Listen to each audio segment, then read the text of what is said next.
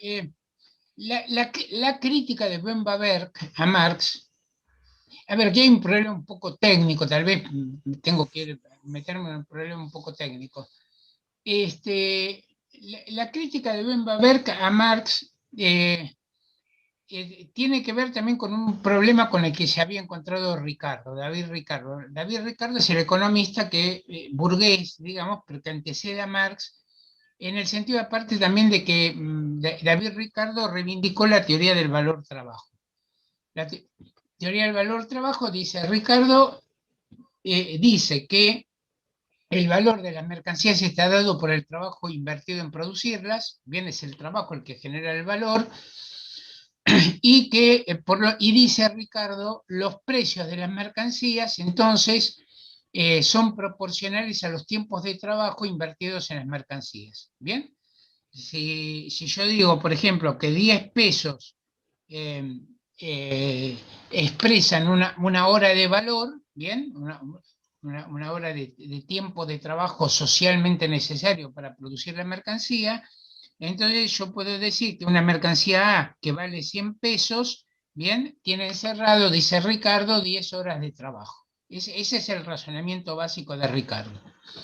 Ahora, esto a Ricardo a Ricardo le presenta el siguiente problema. Todos sabemos que en la sociedad capitalista, sea en la rama que se invierta el capital, eh, eh, diríamos, 100 pesos invertidos en la rama A, B, C, digamos, en acero, pan, producir acero, producir camisas o producir pan o automóviles, en todas tiene que haber una tasa de ganancia pareja, digamos. Si en la producción de acero la tasa de ganancia es del 20% y en la producción de pan la tasa de ganancia es del 5%, bueno, los capitales van a ir todos a producir acero y nadie va a producir pan. Eh, Ricardo sabía que se tiende a formar, y Marx también lo acepta esto, una tasa media de ganancia entre las ramas. Este era el planteo básico de Ricardo. Pero entonces aquí se plantea el siguiente problema. Una fábrica, por ejemplo, que produce acero y que tiene gran inversión en maquinaria, gran inversión en acero, gran inversión en instalaciones y usa pocos obreros, tendría una tasa de rentabilidad, si la ganancia del valor agregado solamente proviene de los obreros empleados, entonces la tasa de ganancia, que es el excedente, la ganancia que tiene sobre el capital invertido, va a ser mucho menor en esa rama. Alguien tiene que invertir, por ejemplo, de cada 100 pesos, 95 en instalaciones, en materia prima, en maquinaria, etcétera, y solamente es 5 pesos en fuerza de trabajo. Si la fuente de la ganancia solamente son los obreros, lo invertido en la fuerza de trabajo, entonces la tasa de ganancia tiene que ser muy, muy menor.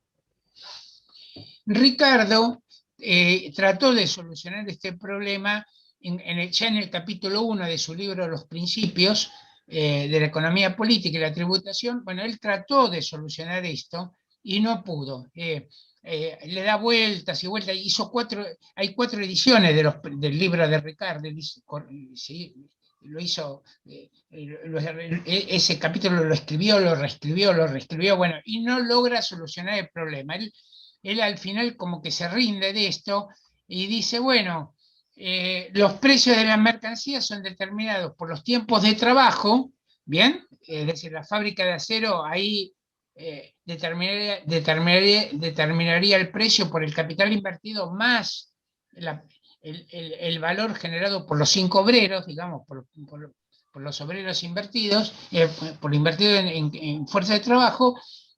Mira, Ricardo, insisto, dice, bueno, los precios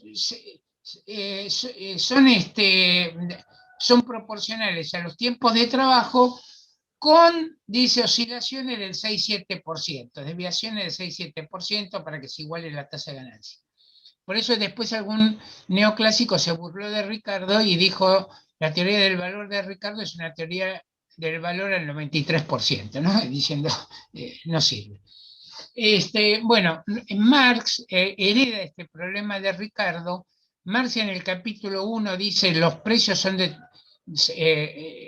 determinados por los tiempos de trabajo invertidos en las mercancías, y en todo el primer tomo del Capital, que es el único que vio la luz, Marx se mantuvo en lo mismo, pero él aclara, Marx, en el capítulo 9 del tomo 1 del Capital, dice, bueno, pero yo esto vamos a tener que hacerle un cambio porque ahí señala, Ricardo ya había notado que aquí hay un problema.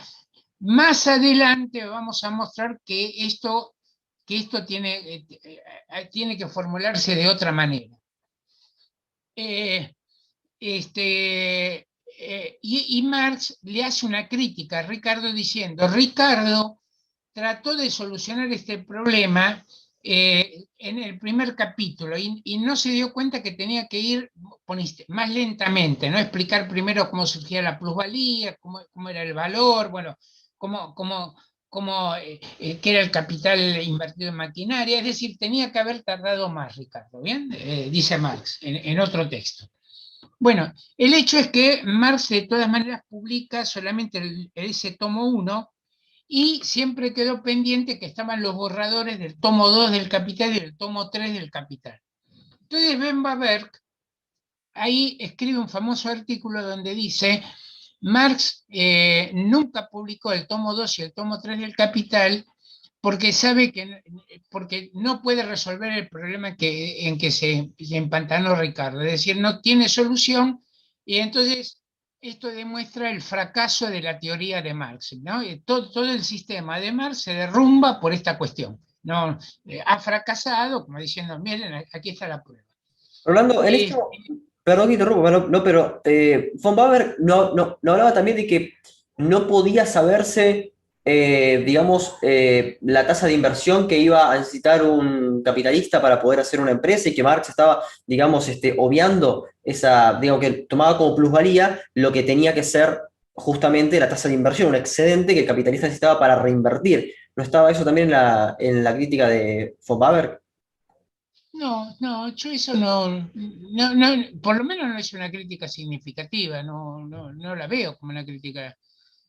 No, el eje de la crítica de Bemba-Berg fue este que te estoy diciendo. Él dice, Marx no puede cerrar su sistema porque hay una contradicción entre decir que la ley del valor determina que los precios de las mercancías son proporcionales a los tiempos de trabajo invertidos, con el hecho de que hay una tasa de ganancia que se tiende a igualar entre las ramas. O sea, a ver, lo pongo de esta manera de nuevo. Suponete que yo digo, la plusvalía, el beneficio, según la ley del valor trabajo, la plusvalía, el beneficio solamente surge del trabajo, ¿bien? Esta es mi afirmación. Bien. Entonces vos me decís, a ver, agarremos una fábrica completamente automatizada, que casi no tiene obreros. Esa fábrica no tiene beneficios entonces. ¿Me seguís o no? Porque si el beneficio solamente surge del obrero, esa fábrica no tiene ningún beneficio. ¿De dónde está la ganancia en esa fábrica? Es decir, en este planteo, si hay una tasa de ganancia promedio igual, entonces ramas de la economía que emplean muchos obreros y ramas de la economía que emplean pocos obreros tienen que tener la misma tasa de ganancia. Cada capitalista, cada 100 pesos invertidos, suponete, tiene que sacar 8 de ganancia, de tasa de ganancia del 8%, ¿bien? Un promedio. Entonces, insisto en esto, lo que dice es, el sistema de Marx fracasa por esta cuestión. Aquí está el fracaso de Marx. Por eso Marx no puede terminar su libro, por eso no lo terminó. No es que no tuvo tiempo, sino que Marx se dio cuenta que su sistema se hundía. Entonces, esta crítica de Bemba-Berg provocó un cimbronazo en el socialismo. Bueno, Bemba-Berg, que aparte era un tipo conocido, etcétera, en el socialismo se lo trata de responder. Engels, después de Marx muere en 1883. En 1885, Engels publica el segundo tomo del Capital de Marx. ¿Bien? Había quedado todo en borrador. La esposa de Marx le dice a Engels: haz lo que puedas con estos borradores. Entonces Engels publica el segundo tomo del Capital, y ahí es muy curioso, lanza como una especie de desafío internacional. Polemiza con unos tipos, no sé qué, y le dice: Marx solucionó ese problema que tenía Ricardo, que vengo diciendo, Marx lo soluciona en el tercer tomo. A ver quién puede solucionarlo. Cuando se publique el tercer tomo, van a ver la solución de Marx, para ver quién lo. Llamó como una especie de concurso internacional, a ver quién podía solucionarlo, ¿bien? Ahí participó incluso Sombart y otros, ¿bien? Discutiendo de ese tema. Finalmente aparece la solución que planteaba Marx, en el tercer tomo del Capital. Creo que se publica en 1894. Bueno, y ahí Bembaver se vio obligado a hacer una nueva crítica para decir, bien, bueno, Marx al final no soluciona este problema, etc. La solución de Marx, muy brevemente, la solución de Marx es que por los mecanismos de la competencia, la plusvalía se distribuye de manera proporcional a los capitales invertidos entre todas las ramas. Esa sería su solución. Es decir, el plusvalor sigue siendo generado por el trabajo humano no pagado, pero luego, por mecanismos de la competencia, entonces, insisto en esto, se establece una tasa media de ganancia, porque las ramas que generan más valor agregado, porque emplean más obreros, entonces los productos de esas ramas se venden a precios de producción algo inferiores a los precios que serían proporcionales a los valores. Y las ramas que emplean menos trabajo vivo por unidad de capital invertido, esas ramas van a vender a precios de producción algo superiores a los precios que serían directamente proporcionales a los valores. Bueno, termino muy brevemente esto. Esto generó de nuevo nuevas polémicas, porque hubo marxistas que decían no está bien resuelto, etc. Estas polémicas terminaron llenando una biblioteca. Yo creo que ese fue el problema más debatido del Capital.